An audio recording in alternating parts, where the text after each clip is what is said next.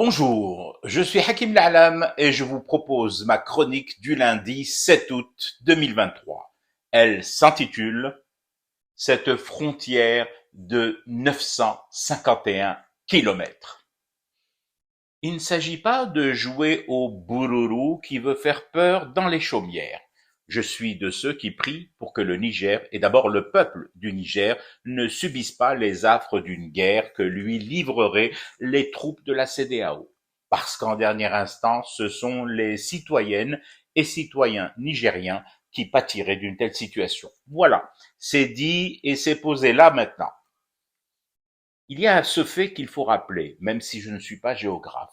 La Désédie et le Niger ont une frontière commune longue de 951 kilomètres. À ce niveau-là, ne chipotons pas et arrondissons à 1000 kilomètres. 1000 kilomètres de frontière commune. Alors, question, sommes-nous prêts?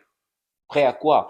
Prêts aux situations qu'un conflit armé entre le Niger et ses assaillants de la CEDEAO entraînerait? Je réponds à une question par une autre question. Les populations civiles, encore une fois, les premières victimes de ce genre d'opération spéciale, pour reprendre un concept en vogue ces derniers temps, iraient où pour se réfugier? Elles se déplaceraient vers quelle frontière pour échapper à la mort et à la désolation? Plus au sud ou vers le nord?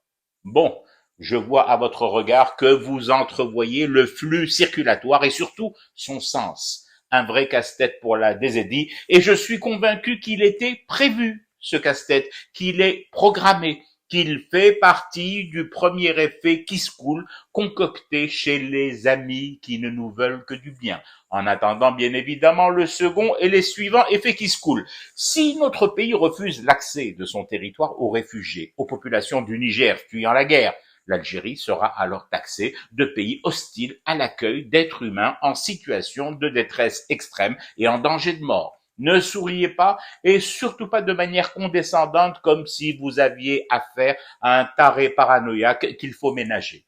Je rappelle, Bark, que dans un passé récent, nous avons raccompagné des migrants clandestins subsahariens dans des autobus climatisés jusqu'à la frontière d'où ils étaient entrés illégalement, celle avec le Maroc, avec nourriture, vêtements, suivi médical et permanence sur place, et nous avons été malgré tout accusés par Cannabisland et ses eurodéputés marzinistes d'actes inhumains et de non-assistance à population en danger.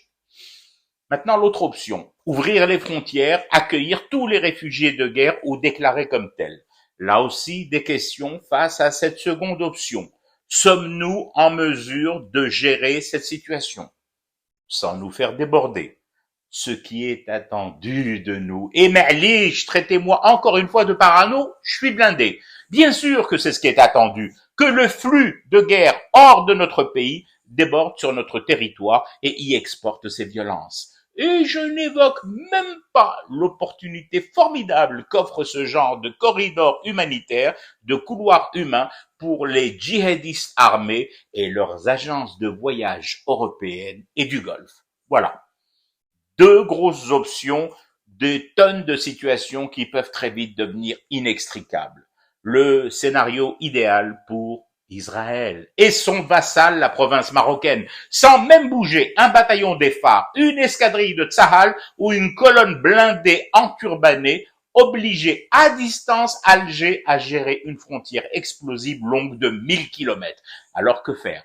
Moi, aller sur mon balcon et alerter et gueuler dans mon mégaphone comme je le fais là en ce moment.